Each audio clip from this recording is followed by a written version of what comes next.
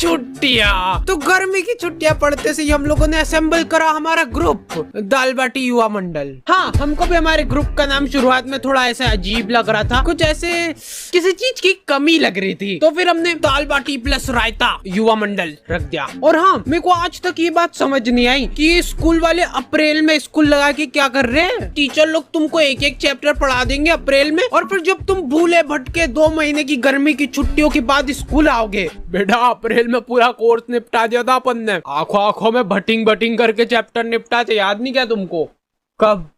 और ये जो गर्मी की छुट्टियों के मजे रहते हैं ना, ये सिर्फ शुरुआत के 5 दिन रहते हैं। उसके बाद तुमको सूझनी पड़ेगी कि करे तो करे क्या। मैं सो के थक जाता था, फिर सो के उठने के बाद मेरे को रेस्ट करना पड़ता था। तो इतनी आलस फैलाने के बाद हम लोगों को ख्याल आया दाल बाटी प्लस रायता युवा मंडल का। अब बात हमारी नहीं रही है, दाल बाटी प्लस रायता युवा मंडल मल्टीप्लाई बाय चूरमा भी कर दे क्या? तो हमारी कॉलोनी में एक बार एक कुत्ते का पिल्ला नाली में गिर गया था। क्या मालूम क्या रो रहा था उसके नाम को। जिन लोगों को नहीं पता है, हमारी कॉलोनी में बहुत ही दयालु लोग रहते थे। ऐसे पूरी कॉलोनी वाले इकट्ठे हो गए नाली के आसपास। वो कुत्ता चिल्लाया जा रहा है और ये लोग हिम्मत नहीं आना, नहीं मर रहा होगा तो मर जाएगा वो कुत्ता, ये सुन के। और कुछ बहुत ही ज्यादा मंद बुद्धि लोग, अरे ये बड़ा वाला बटापन ऐसे अंदर फेंकते नाली के अंदर, तो इससे से प्रेशर दबाव बनेगा और वो पिल्ला ऐसे उचक के बाहर आ जाएगा, है कि नहीं?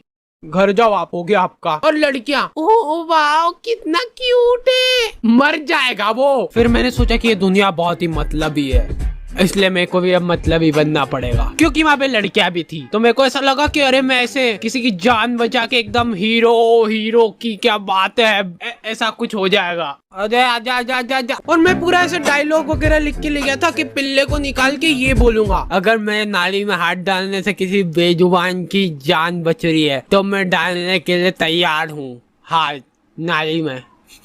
कोई सुन ही नहीं रहा है। ये ढोकरा वो वीडियो रिकॉर्ड करके मेरे को व्हाट्सएप पे भेजा और लिखता है लमाओ हिंदी में। हिंदी में लमाओ लिखा है इसने। मेरे को ऐसा लगा था कि जब भी हम लोग ऐसे कॉलोनी में निकलेंगे तो लोग गाना चलाने लग जाएंगे, हीरो हीरो हीरो। नहीं, कुछ नहीं करा इन लोगों ने, ये लोग कुत्ते को अप्रिशिएट कर रहे हैं। देख, मैं बोला था ना, हिम्मत नहीं आ रही तो निकल गया ना तू। देखो यार, कॉलोनी वालों ने मेरे को शाबाशी वगैरह नहीं दी, वो सब ठीक है, लेकिन इनको क्या मालूम क्यों ऐसा लगने लग गया कि मेरे को नाली में हाथ डालने में मजा आते हैं। मेरे पास नाली साफ करने के लिए ऑफर आने लग गए, लेकिन मैंने सारे ऑफर्स को ठुकरा दिया। फिर हम लोगों ने रोज शाम को क्रिकेट खेलना चालू करा, साइकिल का स्टंप लगा के। लेकिन हम लोग जैसे ही खेलना चालू करते थे ना, ये डोकरा 1 किलो तंबाकू की थैली लेके आता था और इसके घर का गेट खोल के वहीं पे सामने फंसर के बैठ जाता था। और इस डोकरे के आसपास भी बॉल चल जाती थी ना, तो ये हमारी बॉल लेके घर में भाग जाता था। अब इस डोकरे के पास ऐसे बॉल तन-तनाते हुए जा रही है और ये डोकरा आजा आया, गले मिलना है क्या तुमको बॉल से? ये क्या है, नहीं क्या पोज है? वो प्लास्टिक की बॉल ऐसे चट करके चीटी ना। हमको तो बहुत मजा आ गए थे, वर्थ इट था हमारा खेलना। अरे यार, इनकी तो सांस चल रही है, ये मारे नहीं क्या? मारे जा रहे डोकरे। खैर, अभी तक तो गए मजाक मस्ती चुटकुले वगैरह, लेकिन तुम लोगों ने अभी तक मेरा इमोशनल साइड देखा नहीं है। रुमाल वगैरह रख लेना पास में सेबड़ा पोंछने के लिए। तो एक बार की बात है, एक छोटे से गांव में एक छोटा सा डोकरा रहता था, मतलब हाइट छोटी थी उसकी। उस डोकरे को चूसने का बहुत शौक था, आम चूसने का बहुत शौक था। वो बहुत ही गरीब था, उसके पास आम खरीदने तक के पैसे नहीं थे, इसलिए जो लोग आम खाते थे उनके पास जाके बैठ जाता था और उनको नजर लगाता था। आपको भी खाना आम? 2 मिनट चट निकल जैसे, आम चाहिए इनको। तो वो डोकरे को कभी आम तो नसीब नहीं हुआ, लेकिन वो डोकरा हमेशा आम की गुठलियां समेटा करता था। 1-2 बार तो फालतू में ही लोगों ने उसको कूट दिया, ऐसे ही मजा आते थे लोगों को। फिर धीरे धीरे टाइम गुजरता गया और अचानक एक दिन वो डोकरा मर गया।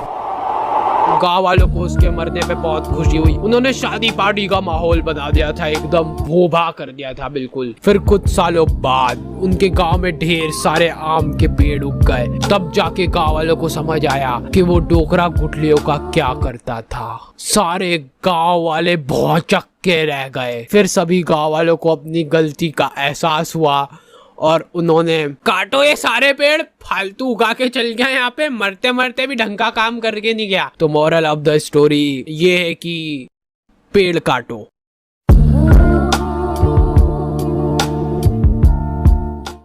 हम लोगों ने सोचा कि फिजिकली तो ठीक है पर ऐसे मेंटली भी ग्रो करना पड़ेगा अपने आप को। तो हम लोगों ने मेरी अच्छी बढ़िया रिमोट कंट्रोल कार थी, उसको तोड़ के उसकी मोटर निकाली और ये मैं बोल रहा था अपन में बहुत पोटेंशियल है, पर अपने को मालूम नहीं अपने दिमाग की सीमाएं।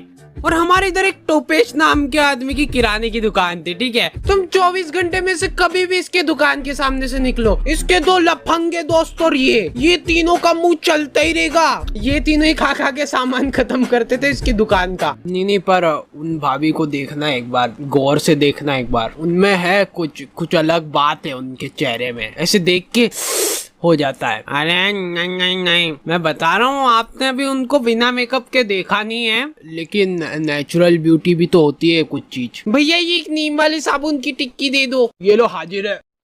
भैया ये तो एक्सपायर्ड हो चुका है, देखो। अरे दीदी ये कंपनी वालों से मिसप्रिंट हो गई होगी, बाकी हमको मालूम है ना अभी नहीं हुआ एक्सपायर। ये लो खुश। नहीं भैया रहने दो। अब ये तीनों अपना पॉइंट प्रूव करने के लिए टंकी के नीचे नहा के बता रहे हैं। देखो दीदी ये झाग बन रहा है बढ़िया, देखो कुछ हो रहा है क्या? हमको कुछ नहीं हो रहा ना। लो ले जाओ, मैं कह रहा हूँ, लो अब ले जाओ। ये वाले एक ही था हमारे पास, बाकी के सारे साबुन ये दोनों खा गए।